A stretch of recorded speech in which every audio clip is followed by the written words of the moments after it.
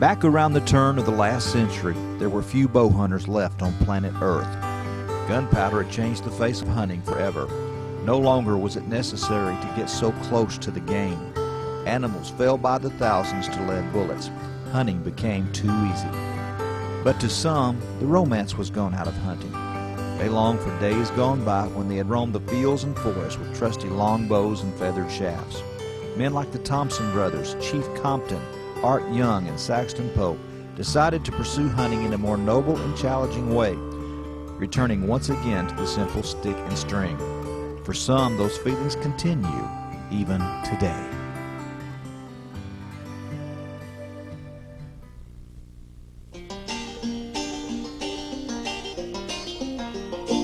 As I sneak into the forest, I feel the change in me.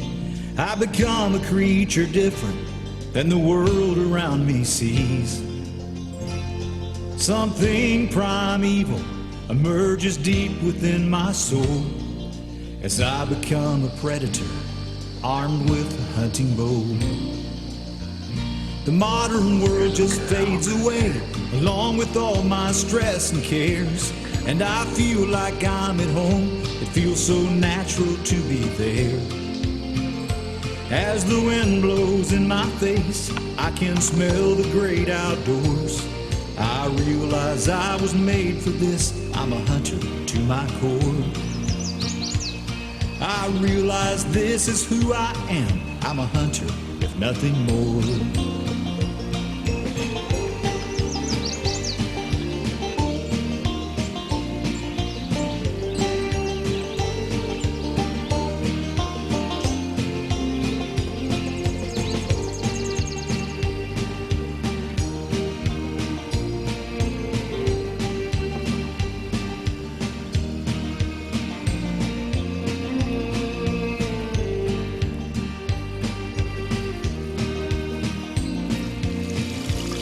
My senses are awakened by all of nature around me.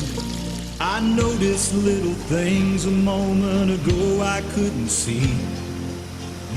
I can't even feel God's presence in the solitude and still.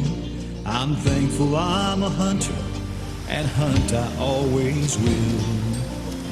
The modern world just fades away along with all my stress and cares, and I feel like I'm at home. It feels so natural to be there.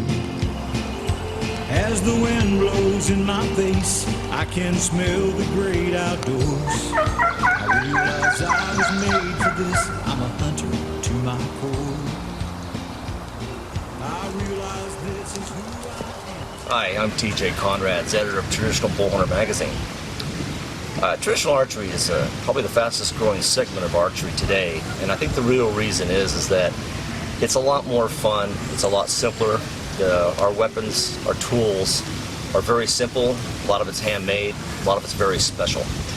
But for me, I think that the most important thing about traditional archery is I think the process is much more important than the end result. Unfortunately, in this day and age, we have too many people who think that to kill the biggest deer, to be the best, is more important than the actual process of hunting. And I think that what traditional archery allows us to do is to make that step back in time to where we put ourselves on the same level as a hunted game animal. We give that animal the largest, best opportunity to escape. We use our chosen weapons, and we've put the challenge back into it. I think that's why we see the tremendous growth that we are seeing right now in archery total.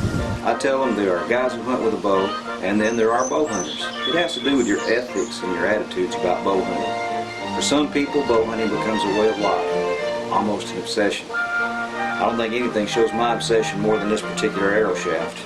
In 1999, when the Millennium craze was going on, I decided to do something that had to do with bow hunting. So New Year's Eve, as Dick Clark was doing his famous countdown, I stood in the back door of my home here and launched this shaft into the nighttime southern sky. When it left the ground, it was the 20th century. When it stuck back in Tennessee earth, it was a brand new millennium. Now that's what I call an obsession. My name is Kevin Bishop. I'm a traditional archery collector, mostly vintage recurves and long bows, static tip bows, and horn knot bows, pre-1960 stuff. I've been collecting for about 15 years, and I grew up in a traditional archery family. So when I was born in. This particular year, they used a aluminum coin. The year prior to this, they used a pewter coin, and then after this model year, they started using a nickel type coin. And in about 1973, they started using the pop-in button medallion.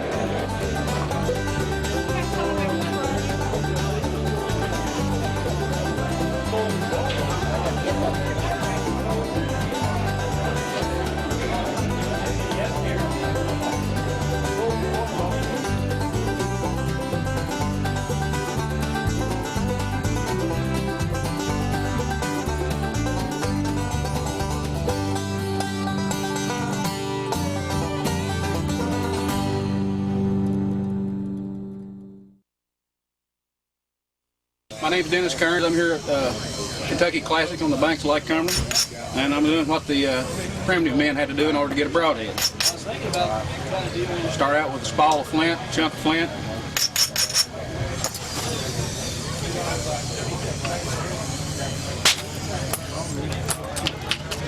What you're trying to achieve here is you're trying to get the point thin before you run out of size.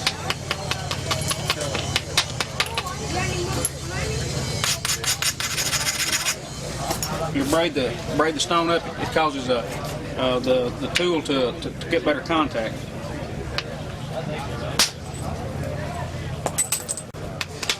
I'm kind of doing this in a hurry here, but with just a little time, you take and you get a preform like this. It's thin. All it needs is a little pressure flaking, and you've got a viable hunting point. I enjoy making bows out of Osage orange. This is Osage orange bow, self bow that I made in 1996. One piece of wood, and got snake skin on the back of it with elk antler tips on the tips. This is a static recurve that is copied from a nail Grumley bow that Fred Bear produced probably in the late 1930s, early 1940s. The reason it's called static is because the tips don't bend, and it's one piece of Osage. This right here is an Osage orange bow that has probably 20 or 30 knots in it, and it's one piece of wood also. Made that bow just to see if I could make one that had a lot of knots in it. It just seemed to be no challenge in hunting with modern day equipment. And a bow like this right here, you can shoot it year long and year round. And I enjoy flint napping, make those in my spare time, make knives that I use while I'm hunting. And I just enjoy shooting a self bow. It's more satisfaction, I guess, when you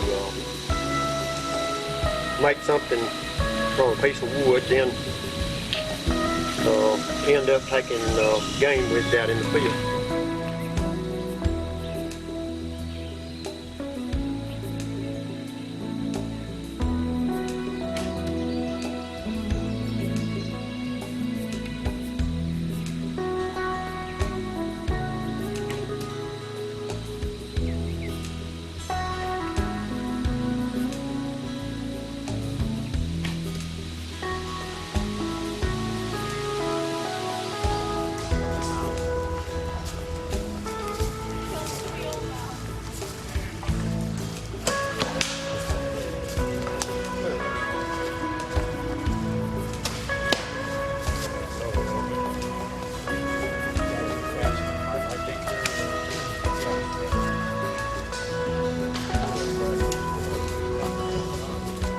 Who would have thought in these days of smart bombs and stealth bombers that so many would still feel the need of the Sylvan archer? Yet all over the country they gather for the simple joy of flinging arrows. And come fall of the year, they take to the fields and the forest for the hunt. Here we go. Big carp fishing here. If you're looking for excitement, try bow fishing. Bow fishing, by definition, is part hunting and part fishing. On a spring day when carp are spawning up in the willows, it is not uncommon to get all the shooting excitement your muscles can stand. Here, father and son McCoy have teamed up for some quality bonding time, launching fiberglass fishing arrows out of their traditional bows. This is a huge tank.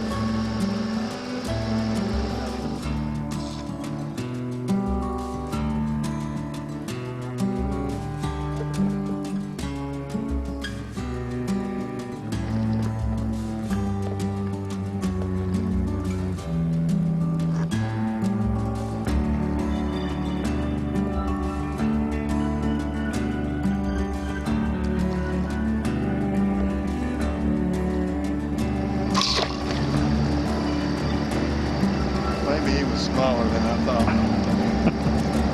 He was looking right at me. I think.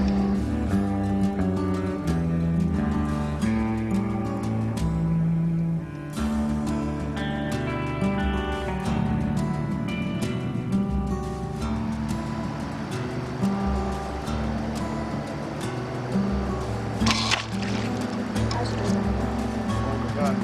It's taking off on the line. I think this arrow's something else. We got one on that hill off the water. We just got it here.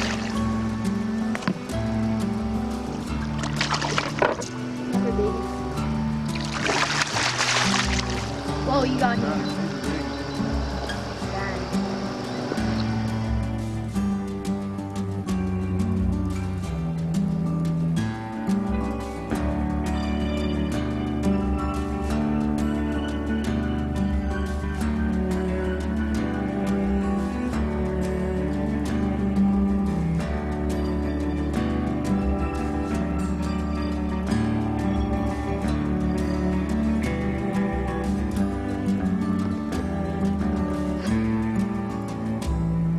No. They almost dropped that in the water. That doesn't start more than.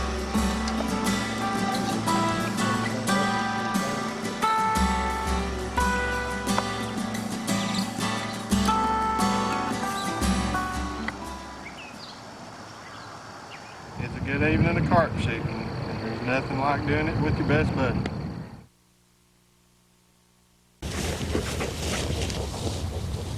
So what's the plan here? Well, we're going to move down through this field here and hunt this pasture. They've been really hanging out here, picking up this new clover that's been growing this winter. So I think we'll let the dog do the work and see what we can get. Okay, sounds good. Sounds great.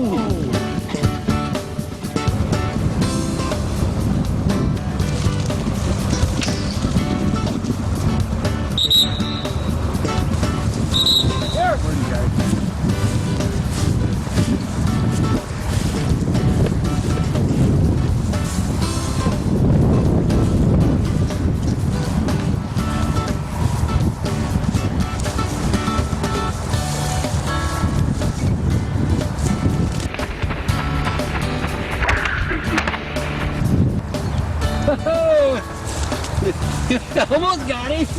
Not too bad. That was fun. Yeah.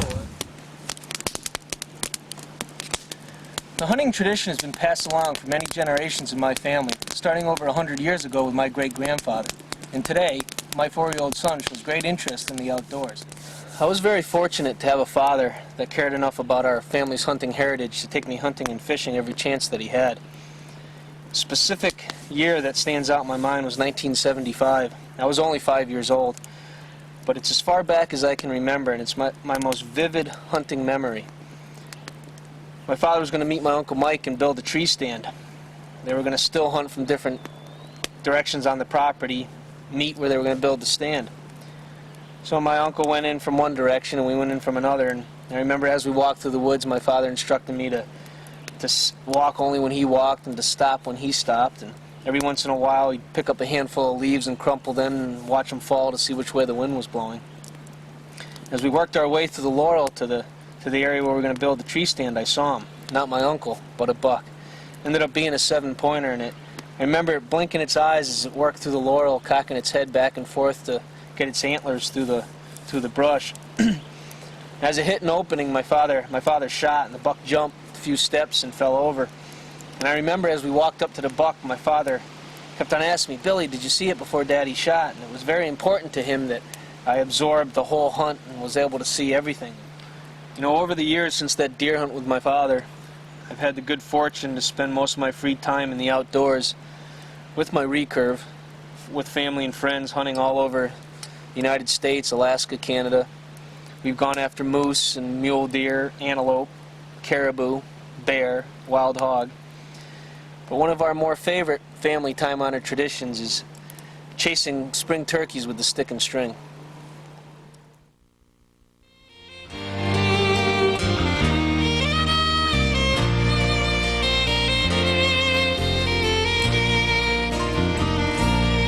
Some may ask me why I love it so.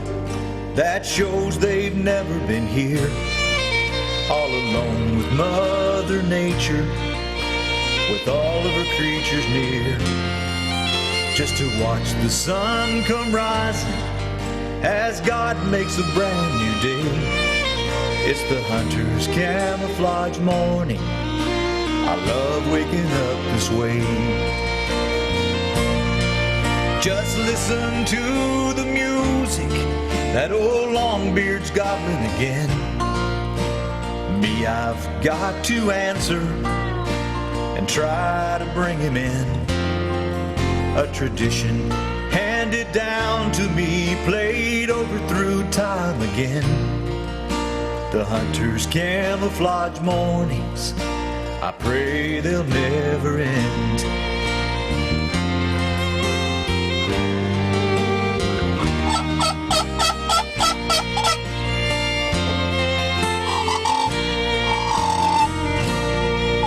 In my pocket I carry the music. I've got a box and a slate and a bone. You ought to see that old Tom dancing when the calls are turning him on. All of nature smiles at the splendor as he struts and dances around.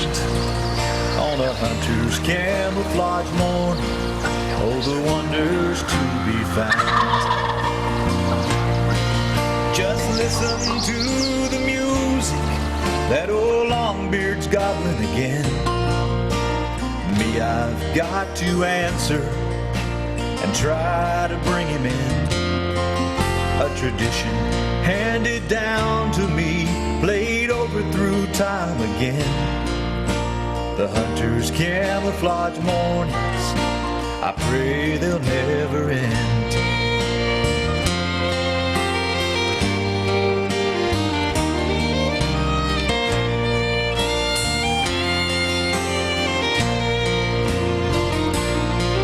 Just listen to the music, that old Longbeard's gobbling again. Me, I've got to answer and try to bring him in. A tradition handed down to me, played over through time again. The hunter's camouflage mornings, I pray they'll never end.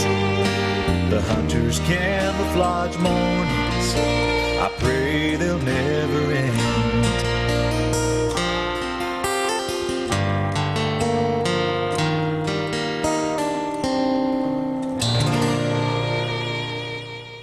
As you can plainly see, the Langer boys don't just chase turkeys, they bring home the drumsticks. I guarantee that come Thanksgiving, there's white meat all around at the Langer home.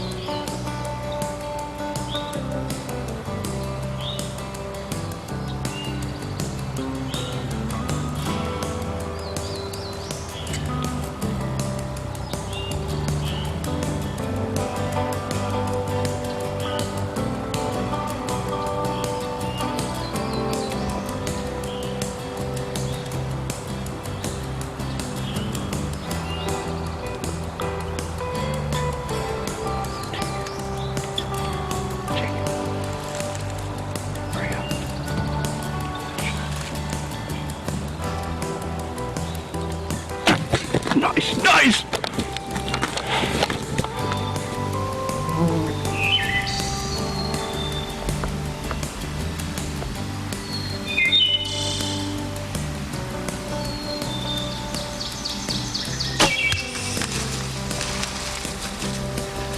That was awesome. It came right up to the decoy. It was about a 10-yard shot.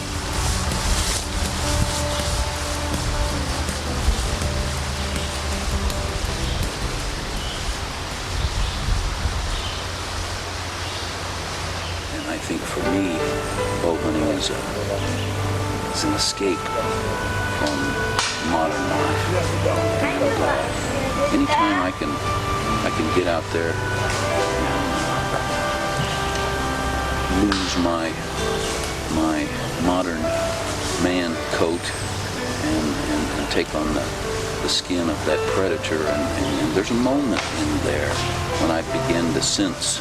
And it's usually second or third day into a hunt when I suddenly realize that everything in me has slowed down, and I've moved to a place mentally, not necessarily physically, mentally and emotionally, that I don't get any other time. It's just a sort of a oneness, a complete relaxation that I only feel when I'm hunting and when I'm in the woods. And gosh, it may just be when I see an animal, and it may just be when I'm sitting down there in the shade drinking a cup of coffee, having just shot a couple of practice arrows.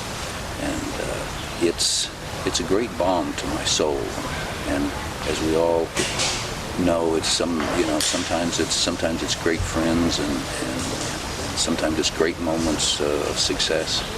But in the end, it's just a great feeling of calm and I think oneness with what's going on around me that it's fine, as you can see, that I have great difficulty expressing, but I think some of you understand what I'm talking about. I started bow hunting in 1955 when bow hunting was just getting a good foothold.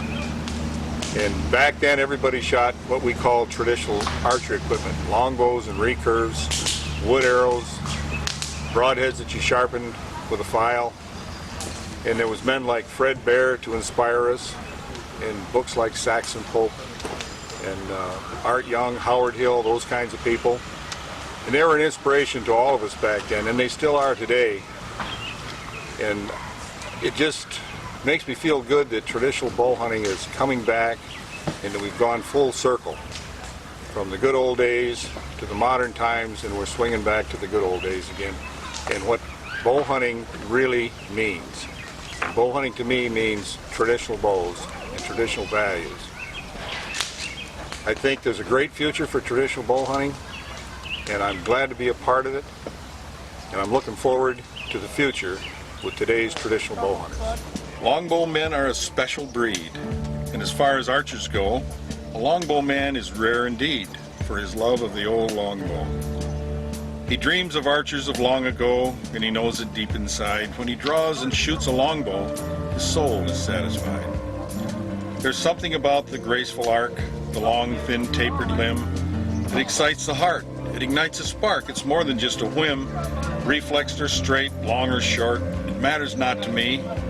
When you shoot the bow, it turns back the clock. It sets your spirit free.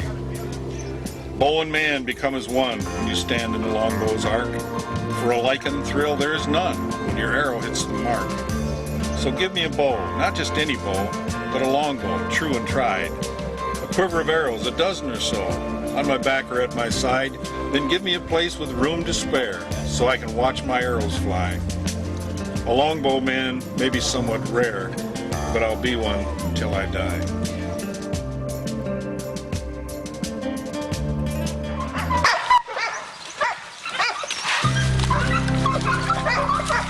There's this thing we do in the Southland. I gotta go. Man, do we ever have some fun? We load up the dogs, we go chase hogs. We love to hear them old hounds run. When we hear them bay, we're off and away. We love to get a pig or two. Some might say we're bringing home the bacon. Down here it's barbecue. Going hog wild, hunting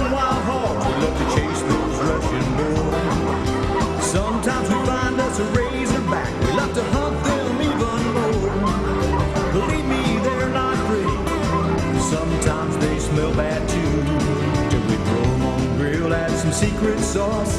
Man, that's barbecue.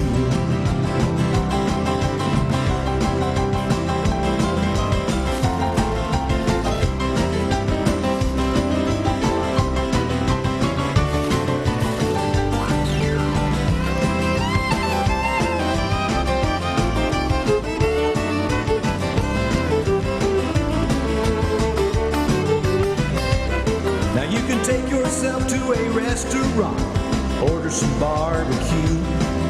But that's no fun, let me tell you, son. You got to face down a charge or two from those razor sharp tusks, popping like guns, trying to tear into you.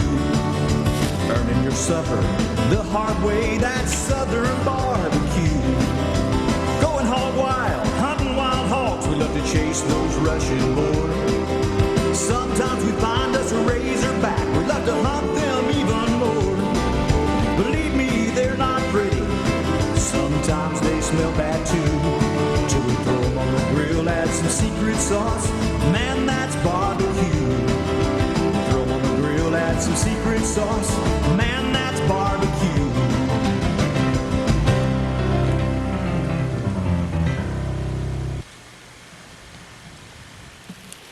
Well, as you can see, this worked out. If you have to miss a day of deer hunting, this is sure the way to do it. This hog came in by himself this morning to that pond. We'd been seeing some black hogs with him this week, but he was by himself, so we decided to take him and got that arrow into him. And I wasn't sure about that hit. I thought it was angling into the front just like it was supposed to, but we backed off and left him for about 3 hours, and back and tracked him up, and sure enough, there he was. We've already skinned him out now. We have meat in the cooler, and we're ready to have some sausage in the morning for breakfast. You got to try this hog hunting. It's a lot of fun, especially with a traditional bow. He's got quite a bit of character. Look at that old ear. It's actually got a fresh wound in there. So tell me a little bit, what happened? How'd you get him? Where'd you see him? Well, I was just coming down the ridge there, and I found a fresh bed. Really? Yeah, and I was just easing along, glassing, and I thought, man, got to be something right here. Right here, because it really looked fresh. Yeah. And I was pretty sure I didn't spook one out because been careful and the slow and good wind and that kind of thing. Good. So I started just moving around slowly and glassing, and he wasn't but 20, 30 yards from me. Were you able to see him, a clear shot to him when you saw him, or was he buried under there? You had to work around. Yeah, I had some, I had some of this brush like this stuff in there, and so I had to work around. And he was kind of next to a tree, barreled in, so it wasn't out of his body up there. Right. And so I went around where I kind of dropped out of sight. Right. And I got a shooting lane, and I just eased in, and Daddy, pretty soon it was about 10 yards. Daddy, look. You got the tick off. Anyway, I got into about 10 yards, and he just kind of repositioned himself up a little higher, which was good. And I just eased back, so I took another step, got arrow on the string, and eased up. And I didn't want to try to get much closer because he's going to see me. So I pulled back and let him have it. Of course, he went in until he dropped. He looks like he's probably maybe 200 to 250 pounds, huh? Yeah, it's a great hog. What's amazing about him is how solid. He's got a heck of a shield right here. It's just real well developed. Yeah. And you can see where it comes up into the shoulder, and right here in front of the shoulder here. Yeah. You can almost, you can just see the gristle there. Yeah. Yeah, the gristle, and it comes right along in here and right back to about that last rib. Well, Pretty much a classic armor. Yep. Tough to penetrate that stuff. Looks like you did a good job with it, though. Yeah. Got enough penetration. Yeah. That's all it took. Yeah, look at that. Look at the size of that top tusk. Yeah, it's That's really massive. something. Yeah, it's big around, and this bottom one's broken off. It looks fairly freshly broken, but what happens typically is if this were there, this edge and the inside edge of the bottom one rub on one another, and they get, that's how they get so sharp, and that's how they get their ears cut up and their chests cut up when they fight with one another. Is those things are just so sharp. Yeah. Well, let's get the rig and Daddy, get him loaded, huh? Yeah, let's get him loaded up. As I've traveled around the country singing my hunting songs for different groups and organizations, I've been blessed to not only meet, but to become friends with many of the legends of bow hunting. A while back, I had the opportunity to sing for the esteemed membership of the Pope and Young Club. There I sat down with Charlie Crow, and the story that he told me was an amazing bit of archery history. If anybody were to ask you what was your favorite hunt you ever took, what would be your favorite hunt that sticks out in your mind? Well, I guess the grizzly that I got. It was one of the first 3 grizzlies to be shot with a bow and arrow since Pope and Young had gotten theirs in Yellowstone. And I was pretty proud of that. Tell me about that hunt. And if you do it right, you have to hunt grizzlies by a different method than you would other bear. They've got the most sharp nose in the woods, and you can't just put out bait, build a blind, and sit in there and hope that one will come along so you can get a chance. You'll never see one that way because they smell you long before you know they're around.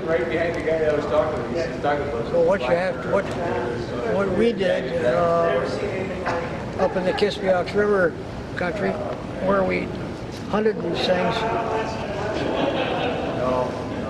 we put out, actually our outfitter did this about a week before we got there, and he had 2 old horses that were ready for the glue factory. They were about to be killed there and used for paste or whatnot, but he bought them, took them out to places that he knew of in the woods where bears had been known to travel, and shot them there, and then let them ripen up for a week.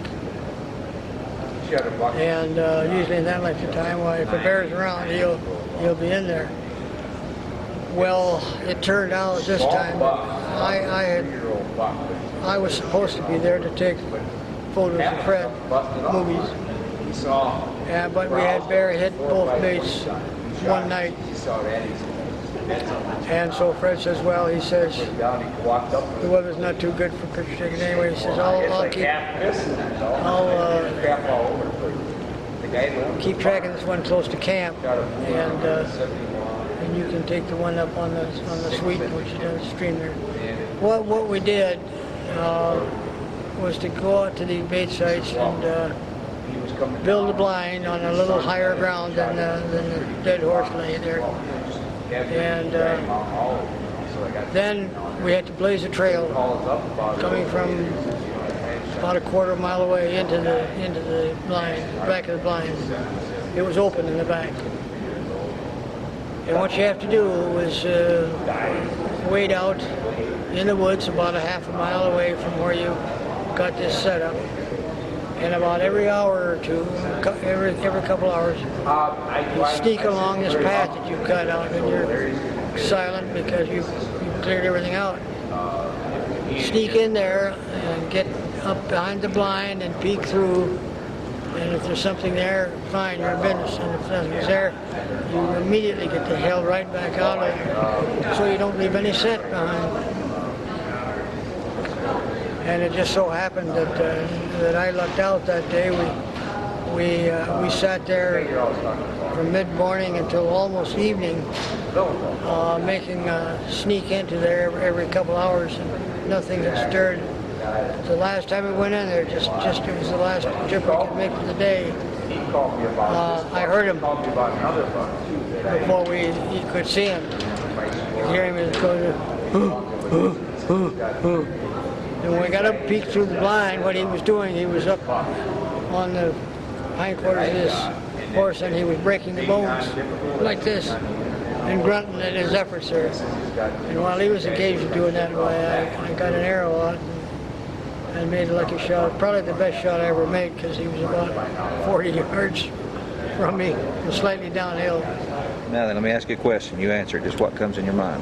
What if you died tonight and you were standing before God and he said, Charlie, why were you a bow hunter? What would you say to him? Why was I a bow hunter? Because of where it takes me. The finest bow hunting I've ever experienced has been up in the mountains above timberline, places like the Northwest Territories. And up in the mountains of Alberta and Saskatchewan. You're out there, you and a partner, maybe an outfitter, maybe a friend who knows the country. You're hunting, as I mentioned, above timberline, mainly. You're so far north that you don't even see contrails of planes going over you. It's quiet. You might hear a raven now and then calling, or the wind blowing through some trees. That's about it. And you're just there. And you're in a whole other world. And shooting at the game is sort of a secondary type thing, you know. That's what you're there for. Man's love affair with the bow and arrow is timeless. He carried it out of the cave and through the pages of history. Practically every known civilization can produce artifacts showing how deep our roots run as archers.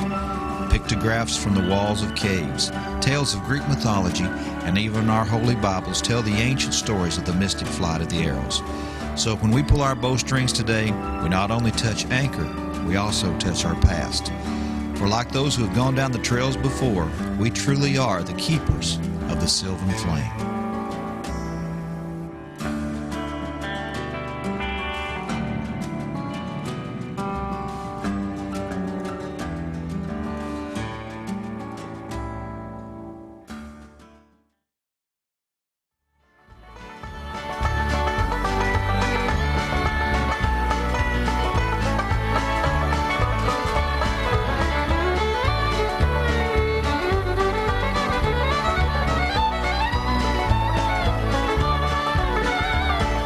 Just a kid the first time I picked up a bow.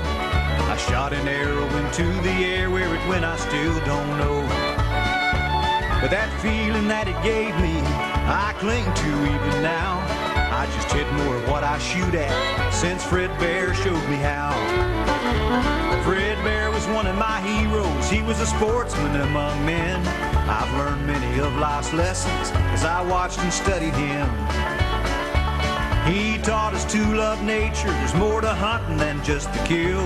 Although I never met that man, I miss old Fred Bear still. You gotta take your time, pick a spot, release your arrow now. It's hard to make people understand unless Fred Bear showed them how.